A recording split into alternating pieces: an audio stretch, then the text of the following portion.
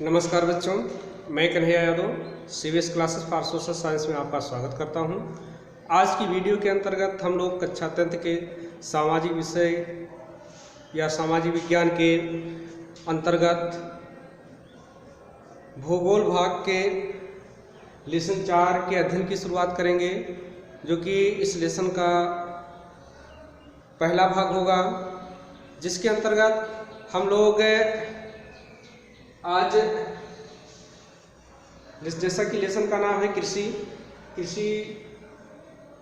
का परिचय या लेसन का परिचय, दूसरा कृषि की परिभाषा और तीसरा कृषि के प्रकार के बारे में अध्ययन करेंगे। तो आइए शुरू करते हैं। तो जैसा कि हम जानते हैं कि कृषि एक प्राथमिक क्रियाकलाप है या प्राथमिक व्यवसाय है, प्राथमिक कार्य है। कृषि हमारे लिए काफ़ी महत्वपूर्ण है, ये हमसे छिपी हुई बात नहीं है, ये हमसे कोई छिपा हुआ बात नहीं है। हम जानते हैं कि कृषि हमारे लिए कितना महत्वपूर्ण है। कृषि से हमको खाद्यान्न की प्राप्त होती है। इसके अलावा विभिन्न प्रकार के उद्योग धंधों के लिए कच्चा माल प्राप्त होता है।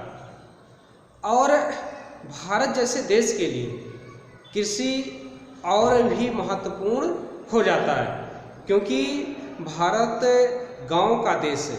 भारत की लगभग 70% आबादी गांव में निवास करती है और गांव का मुख्य व्यवसाय जो होता है कृषि होता है। इसलिए भारत की लगभग 2/3 जनसंख्या यानी कि लगभग 66% जनसंख्या जो है कृषि व उससे संबंधित कार्यों में संलग्न है।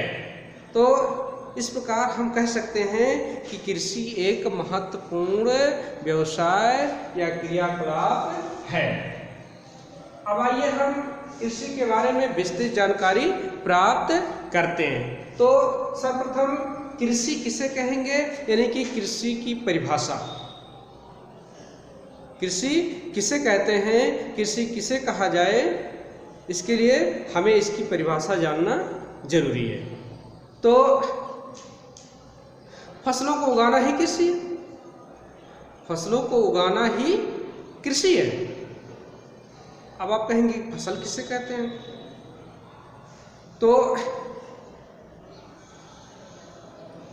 किसी विशेष प्रकार के या एक विशेष प्रकार के पौधों के समूह को, एक विशेष प्रकार के या एक ही किस्म के पौधों के समूह को फसल कहते हैं और फसलों को उगाना कृषि कहलाता है।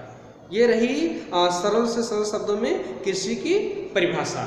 अब आगे कृषि के प्रकार।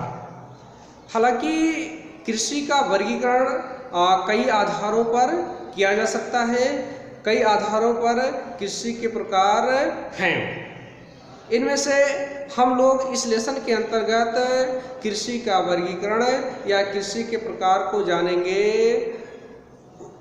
कृषि जिस कार्य के लिए किया जा रहा है उस उद्देश्य के आधार पर, यानी कि खेती का काम जो हो रहा है, कृषि का जो काम हो रहा है, वह किस उद्देश्य से हो रहा है, इस आधार पर कृषि को 3 भागों में बांटा जा सकता है।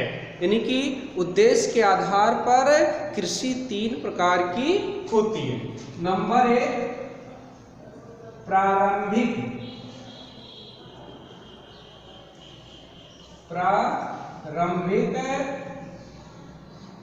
जीविका।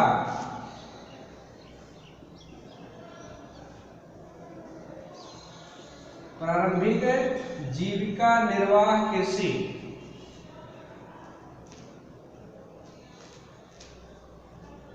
प्रारंभिक जीविका निर्वाह कृषि। ये कौन सी कृषि है, आइए इसके बारे में जाना जाए।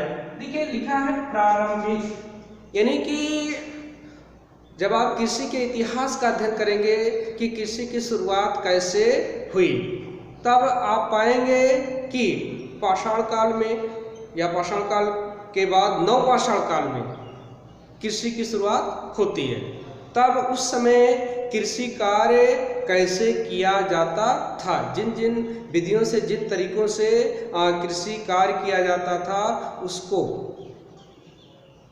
आज के समय में अगर वह स्वरूप हमको देखने को मिलता है कृषि का, तब हम उसको प्रारंभिक कृषि के नाम से पुकारते हैं, जानते हैं। क्योंकि यह कृषि जो है जीविका चलाने के लिए, अपने जीवन को जैसे तैसे चलाने के लिए, अपनी जीविका संबंधी आवश्यकताओं को जैसे तैसे पूरा करने के उद्देश्य से की जाती है।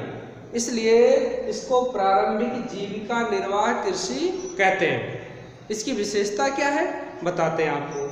देखिए, जैसा कि नाम से जाहिर है, प्रारंभिक जीविका निर्वाह कृषि। और नवपाषाण काल में कृषि कैसे की जाती रही होगी? नवपाषाण काल में क्या आज के तरीके से कृषि की जाती रही होगी? नहीं। आज के तरीके जैसे खेतों की जुताई के लिए या पहले आज के जैसे बड़े बड़े फार्म हाउस या बड़े बड़े खेत नहीं हुआ करते थे। खेत जो होते थे वो छोटे छोटे हुआ करते थे। आज के जैसे जुताई के लिए तमाम प्रकार के कृषि यंत्र नहीं हुआ करते थे। आज के जैसे सिंचाई के साधन नहीं हुआ करते थे। आज के जैसे कीटनाशक एवं उर्वरक नहीं हुआ करते थे। आज के जैसे उन्नत किस्म के बीज नहीं हुआ करते थे। तो इसमें होता क्या है कि कृषि कार्य जो किया जाता है वह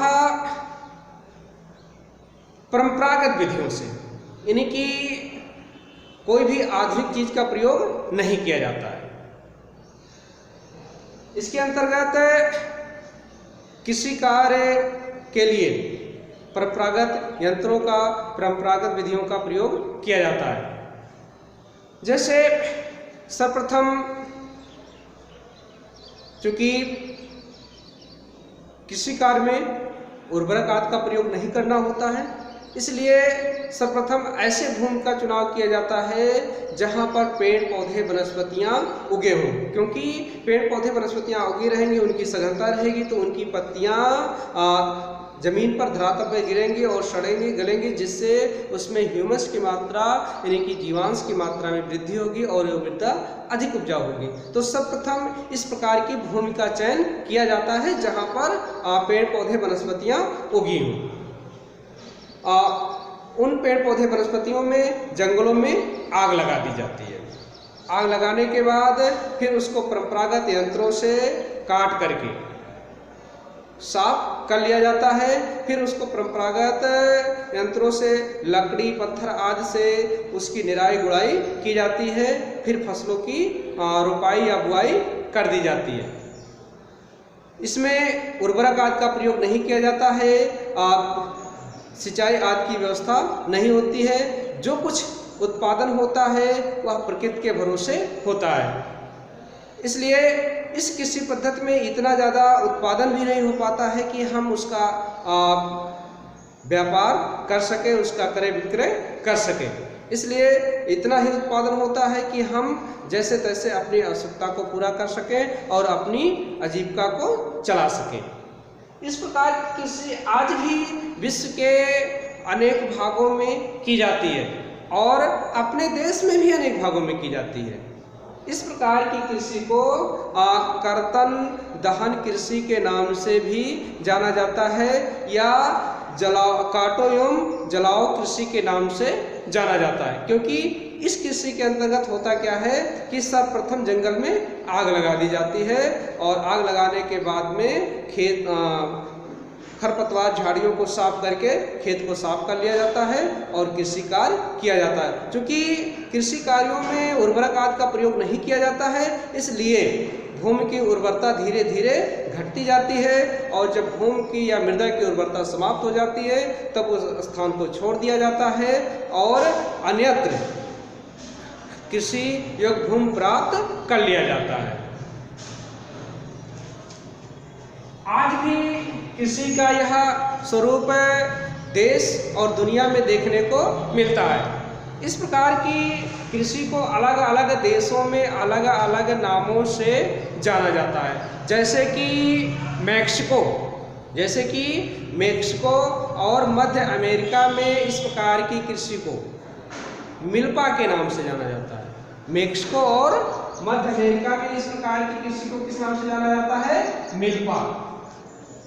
जैसे कि ब्राजील में इस कृषि को रोपा, इंडोनेशिया में इस कृषि को लादांग, वेनेजुला में इस प्रकार की कृषि को कोनोको आदि विभिन्न नामों से जाना जाता है। भारत में भी इस प्रकार की कृषि को अलग अलग नामों से अलग अलग भागों में जाना जाता है। जैसे कि पूर्वोत्तर भारत में इस प्रकार की कृषि को झूम कृषि के नाम से जाना जाता है। पूर्वोत्तर में इस प्रकार की कृषि को झूम कृषि के नाम से जाना जाता है। तो ये कुछ जानकारी रही प्रारंभिक जीविका निर्वाह कृषि के बारे में। एक बार फिर से बता दें, इस प्रकार की कृषि में परंपरागत विधियों का प्रयोग किया जाता है, आधुनिक विधियों का प्रयोग नहीं किया जाता है। सर्वप्रथम जंगलों में आग लगा दी जाती है, जंगलों से घास फूस झाड़ियों को साफ करके कृषि योग्य भूमि प्राप्त कर ली जाती है। फिर उसके परंपरागत यंत्रों से निराई जुताई गुड़ाई करके उसमें बीज की रोपाई बुआई कर दी जाती है। फिर प्रकृति के भरोसे उसमें से फसल उगती है और इतना ज़्यादा उत्पादन नहीं होता कि उसका बिजनेस व्यापार किया जा सके। इतना ही उत्पादन होता है कि जैसे तैसे अपनी जीविका चलाई जा सके। मिट्टी की उर्वरता धीरे धीरे कम होती जाती है, इसलिए कुछ समय बाद उस भूमि को छोड़ दिया जाता है और अन्यथा उसी पद्धति से कृषि योग्य भूमि प्राप्त कर लिया जाता है। इस प्रकार की कृषि पद्धति को कर्तन दहन प्रणाली के नाम से जाना जाता है। इस कृषि प्रणाली को विश्व के अलग अलग भागों में अलग अलग नामों से जाना जाता है। भारत में भी इसको अलग अलग भागों में अलग अलग नामों से जाना जाता है और उत्तर भारत में इसको झूम कृषि के नाम से जाना जाता है। चलिए, दूसरा जो स्वरूप है कृषि का वह है गहन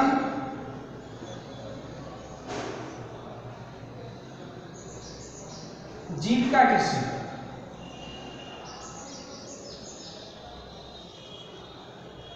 गहन जीविका निर्वाहन या निर्वाह कृषि।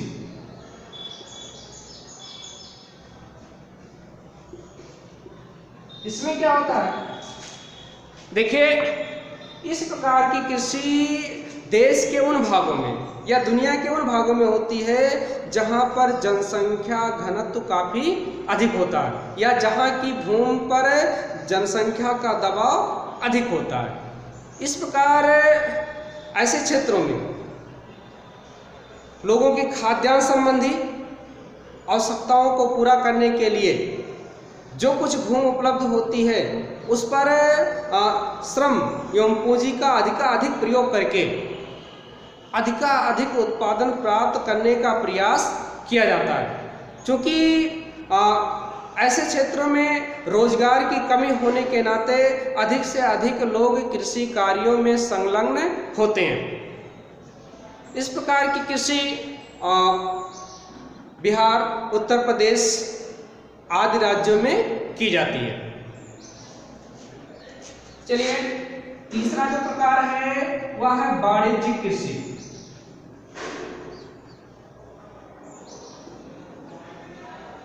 वाणिज्यिक कृषि यानी कि व्यापार वाली कृषि। इस कृषि प्रणाली के अंतर्गत, इस कृषि पद्धति के अंतर्गत फसलों का उत्पादन स्वतः उपभोग के लिए न करके बिजनेस व्यापार के उद्देश्य से किया जाता है। इस प्रकार की कृषि उन क्षेत्रों में की जाती है जहां पर विरल जनसंख्या निवास करती है एवं आधुनिक तकनीकें, आधुनिक संसाधन उपलब्ध होते हैं। हालांकि वाणिज्यिक कृषि के अंतर्गत अनेक प्रकार की फसलें आती हैं। अलग अलग क्षेत्रों के अंतर्गत अलग अलग फसलें जो है वाणिज्यिक फसलों के अंतर्गत आती हैं। कोई एक फसल किसी एक क्षेत्र में हो सकता है जीविका निर्वाहन कृषि के अंतर्गत आती हो, तो वही फसल जो है दूसरे क्षेत्र में वाणिज्यिक कृषि के अंतर्गत आती हो। एग्जाम्पल के रूप में जैसे चावल पश्चिम बंगाल एवं उड़ीसा में, चावल पश्चिम बंगाल एवं उड़ीसा में गहन जीविका निर्वाह कृषि के अंतर्गत आती है, जबकि वहीं पंजाब में या वाणिज्यिक कृषि के अंतर्गत आता है। चावल उड़ीसा पश्चिम बंगाल में जीविका निर्वाहन कृषि के अंतर्गत आता है, जबकि पंजाब में वाणिज्यिक कृषि के अंतर्गत या फसल के अंतर्गत आता है। तो इस प्रकार अलग अलग क्षेत्रों के लिए अलग अलग फसल वाणिज्यिक फसल के रूप में हो सकती है। जैसे उत्तर प्रदेश में गन्ना प्रमुख वाणिज्यिक फसल है, ऐसे ही देश के अलग अलग भागों में अलग अलग फसलें वाणिज्यिक फसलों के रूप में हैं। जैसे दक्षिण भारत में केला, काजू, मसाले आदि सब वाणिज्यिक फसलों के अंतर्गत आते हैं। पश्चिम बंगाल में, असम में चाय वाणिज्यिक फसल के अंतर्गत आता है। तो इस प्रकार अलग अलग फसलें अलग अलग क्षेत्रों में या कहीं कहीं निर्वाह कृषि के अंतर्गत आ सकती हैं और कहीं कहीं पर वाणिज्यिक कृषि के अंतर्गत आ सकती हैं। आज की वीडियो में बस इतना ही, मिलते हैं कल की वीडियो में।